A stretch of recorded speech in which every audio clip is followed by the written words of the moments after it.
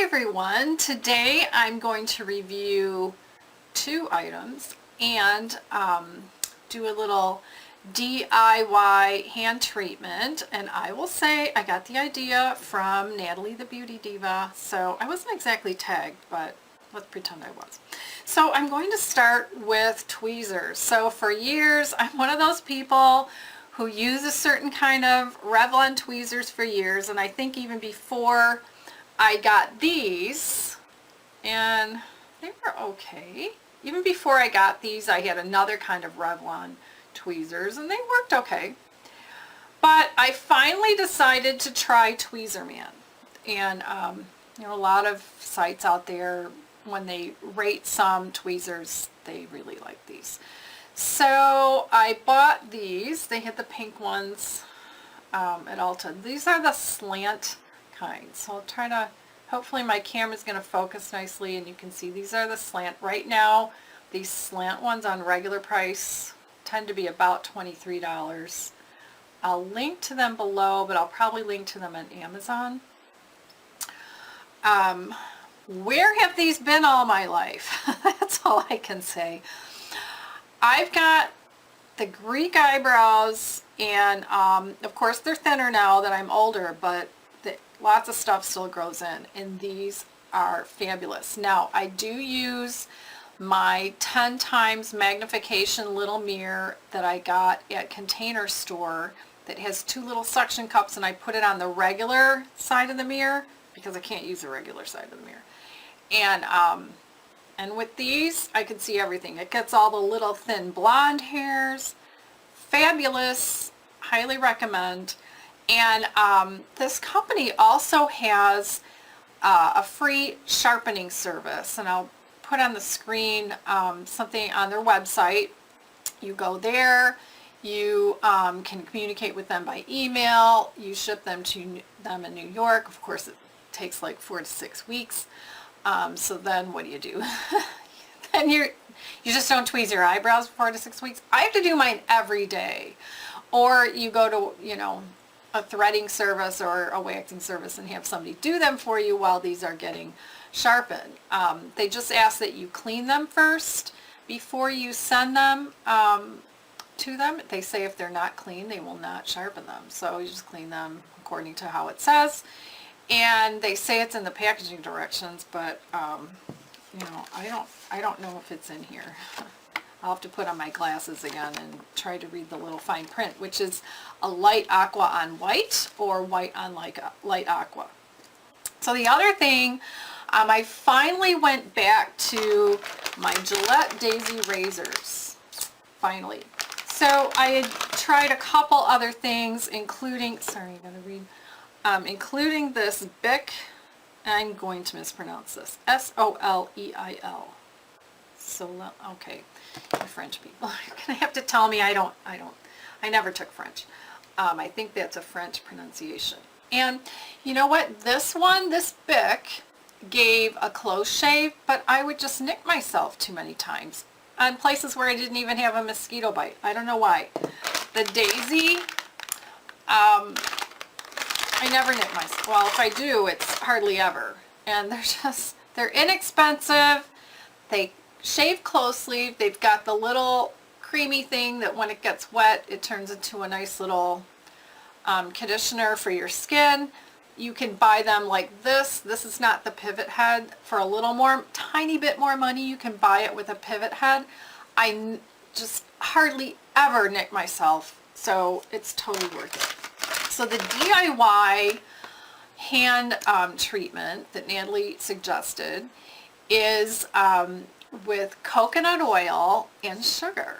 So I'm going to actually demonstrate it so you can see how nice it is and how inexpensive it is.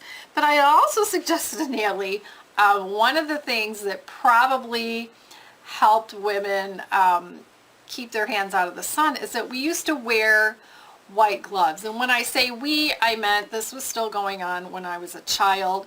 I also once saw a rerun of That Girl, one of the earlier shows, which would have been around late 60s, I think is when that show came out, and she had white gloves on her. She had taken them off once she got inside and had them in her hand.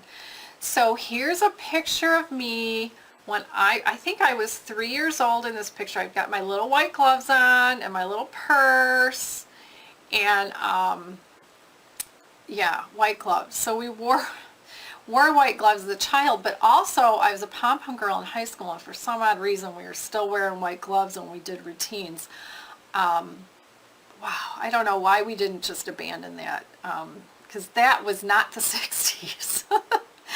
That was the mid to late 70s. We're still wearing gloves.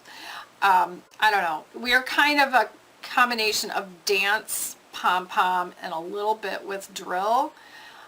So maybe the whole drill thing, and sometimes we perform with the band, and the band members always wore white gloves. We had one of the top bands in the high school at the time. So anyway, I'm not going to be wearing white gloves outside in the sunshine.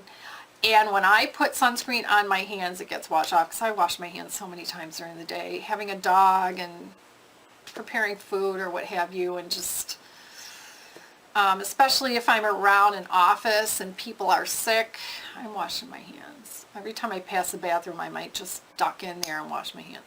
So let's look at how easy and how fun and how nice this do-it-yourself coconut oil and sugar hand treatment is for your hands.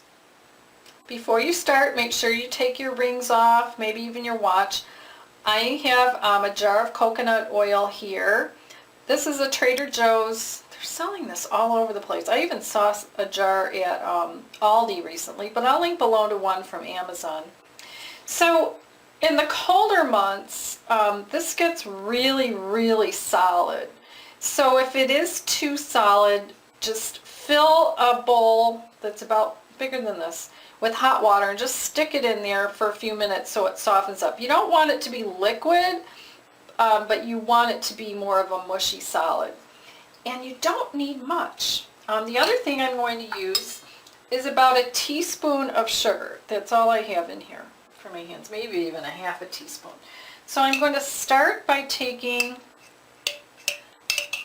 some coconut oil, but really this is all I'm going to use, and I'm going to put it on the back of my hand, and you'll see why I already took the sugar out. And I'm going to mush it into my hands, and now I'm going to put the sugar on, and yeah, that's probably less than a teaspoon. And first I'm just going to, you see why I'm over a sink. I'm just going to rub the two backs of my hands together and then turn them over and massage this in. I have dry knuckles too. So now you see why the coconut oil needs to not be liquidy, but it needs to not be that hard solid that it becomes in the colder weather. Okay. So now I want to wash some of this off because I don't want the oil on the palms of my hands.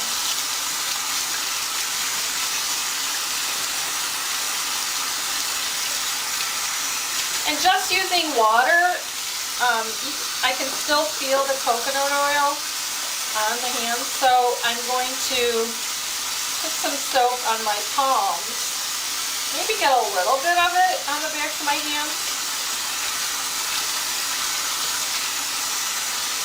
Okay.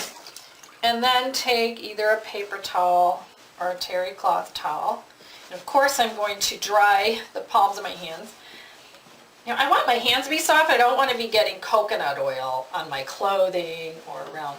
So now my hands feel really soft but not oily. And I got all the oil off the palms of my hands. So that's how you do the DIY inexpensive hand treatment.